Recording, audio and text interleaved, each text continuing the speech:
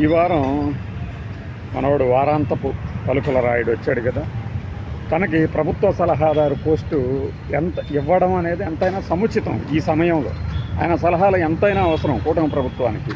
ఆయన ప్రతి వారం ఇలా చెవులో ఇల్లు కట్టుకొని కోరుతున్నట్లు తన రాతలు రాస్తున్నా ఎవ్వరూ పట్టించుకోవట్లేదే అనే ఒక ఇది కనిపిస్తుంది.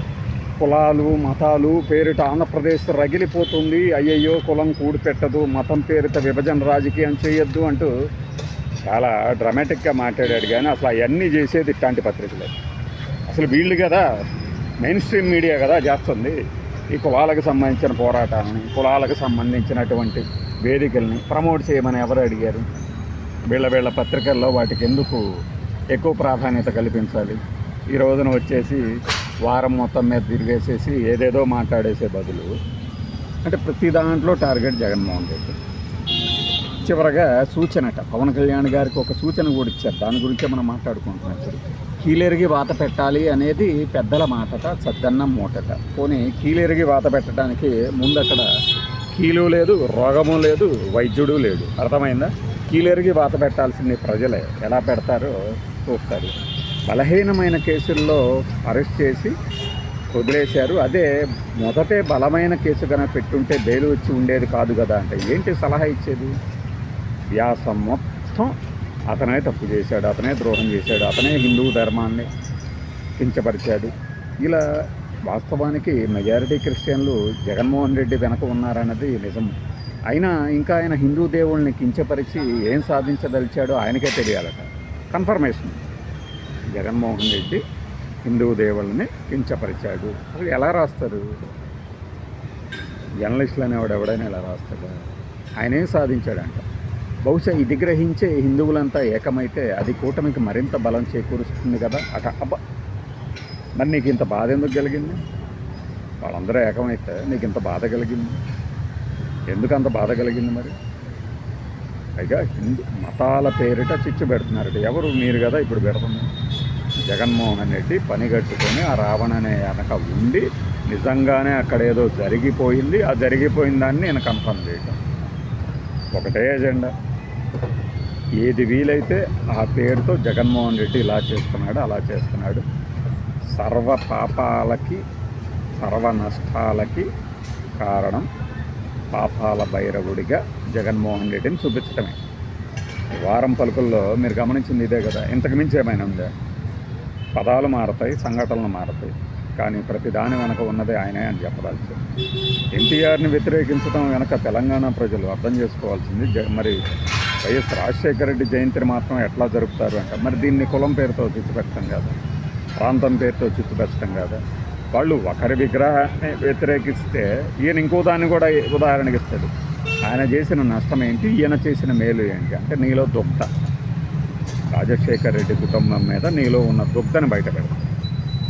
కేసీఆర్ అధికారంలో లేనప్పుడే సెంటిమెంట్ రగులుతుంది అంటే బలహీనతలను క్యాష్ చేసుకుంటున్నారు అంటే. మరి మనం ఏం చేసాము?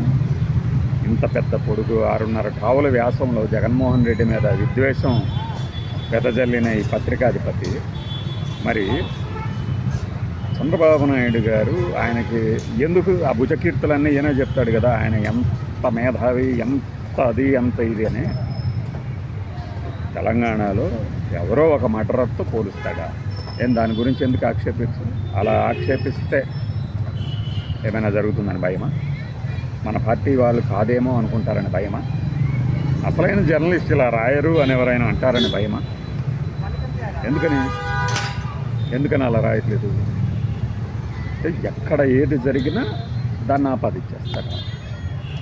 కిమ్ లాంటి వాడు జగన్మోహన్ రెడ్డి, తాలిబన్ల లాంటి వాళ్ళు జగన్మోహన్ రెడ్డి, తెలంగాణలో 6గురిని చంపినటువంటి వ్యక్తి లాంటి వాడు జగన్మోహన్ రెడ్డి. దీని మీద నీ ఖండన ఏమైంది? రాజకీయాల్లో భూషణలు అని బాధపడతావు కదా, మరి దీని మీద ఎందుకు ఖండించదు? జగన్మోహన్ రెడ్డిని ఎవరన్నా విమర్శిస్తే దానికి ఒక కారణం ఉన్నట్టు. పొగిడితే ఎందుకు ఇలా పొగుడుతున్నారో అర్థం కాదు. వీరు అర్థం లేని మాయలో పడిపోతున్నారు. కులాల చిచ్చులో పడిపోయి అసలు విషయాన్ని విస్మరిస్తున్నారు. అలాంటి పదజాలం ఎందుకు?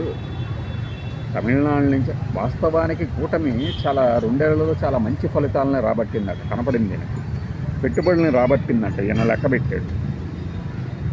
తమిళనాడుకు సంబంధించినటువంటి ఒక ఆర్థికవేత్త ప్రశంసించారంట ఇక్కడ ఒక వ్యక్తిని. ఎంతమందికి తెలుసు అంట? నువ్వు చెప్పు ఫలానా మంత్రి గారిని తమిళనాడుకి సంబంధించిన ఆర్థికవేత్త విపరీతంగా ప్రశంసించారని రోజుకో స్టోరీ రాస్తావు కదా, నువ్వు తగ్గవు కదా. అందుకే ప్రభుత్వ సలహాదారు పోస్టుని క్రియేట్ చేసి ఏది ప్రత్యేకంగా మిగిలిన ఉన్న వాళ్ళందరికన్నా పైన ఆ రావణ్ అనే వ్యక్తి ఇలా చేశాడు అలా చేశాడు, ఈయనకేం తెలుసు వ్యాసుడి గురించి అంటాడు. నీకేమి తెలుసు వ్యాసుని గురించి? మరి చెప్పు. అతను హిందువులని, హిందూ గ్రంథాలని, పాత్రలని అవమానించాడు అని నువ్వు తీర్పిస్తావు. కానీ నీ మీద ఎవ్వరు తీర్పులు ఇవ్వకూడదు, నీ మీద ఎవ్వరూ మాట్లాడకూడదు. ఇది ఎట్లా న్యాయం అడుగుతారు కదా. సోషల్ మీడియాలో అదే కదా జరుగుతుంది. దాన్ని తట్టుకోలేక కులం మాయలు, మతం మాయలు, ఇంకా నయం మనిషి మాయలు అని చెప్పాలి. ఎందుకు ఇలా సోషల్ మీడియాలో కొందరు యువకులు పడిపోతున్నారు అంటే, కొందరు యువకులు ఏంటి నాయన, వృద్ధులు కూడా అలానే మాట్లాడతారు. ఎందుకు అంటే నువ్వు నాణ్యానికి ఒకవైపు, నీకు అనుగుణ వైపు మాట్లాడతావు కాబట్టి వాళ్ళు వ్యతిరేకంగా మాట్లాడతారు, నీకు వ్యతిరేకంగా. నిజానికి మాట్లాడుతుగా నువ్వు ఎన్ని కుట్రలు చేసావు. నువ్వు అంటే ఇక్కడ వ్యతిరేకం, వైఎస్ఆర్సీపీకి వ్యతిరేక పక్షాలు ఎన్ని కుట్రలు చేశారు. ఆంధ్రప్రదేశ్లో ఏది జరిగినా అది కుట్ర, అది జగన్మోహన్ రెడ్డి చేయించాడు అని నిస్సిగ్గుగా రాశావు కదా. మరి వాటికి ఆధారాలు ఏవి? ప్రకాశం బ్యారేజీ, తర్వాత కొన్ని తీగలు, కరెంటు వైర్లు తగలబడటం, కుట్రను రాశారు కదా. పైగా మీకు అనుమానాలు ఉంటాయి కదా, వాళ్ళ గురించి తెలిసినప్పుడు ఇట్లా అనుమానించకుండా ఉండలేమని జారుకుందామని చూస్తావు కదా. ఎవరిది హిట్టు రన్ను ఎస్కేప్ పాలసీ? ఎవరిది? ఇవి అడగరా ఎవరు? మీరు సమయోచితంగా మాట్లాడితే బాగుంది. ఆ వ్యక్తి మీద ఏం కేసులు పెట్టాలో సలహాలు ఇచ్చింది ఎవరు? అతను చేసిన ప్రసంగాలతో, అతను సోషల్ మీడియాలో చేసిన ప్రసంగాలతో అరెస్ట్ అయ్యాడా? నేను నమ్మాలా? సోషల్ మీడియా వేదికగా ఎప్పుడు నవంబర్ అని చెప్తున్నారు. ఎన్ని నెలలైంది? ఇది జూలై వచ్చింది. 7 నెలలు లేదు, 6 నెలలు, 2 నెలలు, 8 నెలల తర్వాత మీకు గుర్తొచ్చిందంటే మేము నమ్మాలి. మరి అది దేశద్రోహం, దేశ సమగ్రతకు సంబంధించిన వ్యవహారం అని అంత క్లియర్గా మీకు అర్థమై తీర్పులు ఇస్తున్నప్పుడు వన్ ఆఫ్ ది రెస్పాండెంట్స్గా పిటిషనర్గా జాయిన్ అవ్వచ్చు కదా. ప్రభుత్వ లాయర్లు పాపం వాదించలేకపోతున్నారు, నేను కరెక్ట్గా వాదిస్తాను అని సెక్షన్లన్నీ తెలుసని. తప్పు కదా ఇది. చిన్న ప్రాణి చుట్టూ రాజకీయం తిరుగుతుందే విషాదం అని బాధపడేటప్పుడు ఆ చిన్న ప్రాణిని, పెద్ద ప్రాణిని ఎవరినైనా చేసింది? కీలెరిగి వాత పెట్టాలి అని సలహా ఇవ్వటం బాగుంది, కానీ ఎవరి కీలెరిగి ఎవరు వాత పెడతారో ప్రజలు నిర్ణయిస్తారా? అర్ధరాత్రి అద్భుతాల ఈ అర్ధరాత్రి అద్భుతాల గురించి కొద్దిగా ఏ రోజైనా, ఏ వారంలో అయినా ఒక 4 లైన్లు రాయొచ్చుగా. 8 నుంచి తెల్లవారుజాము 4 దాకా ఓటర్లు కోటెత్తారు, అదే తేడా అని మనసు అంగీకరించదా?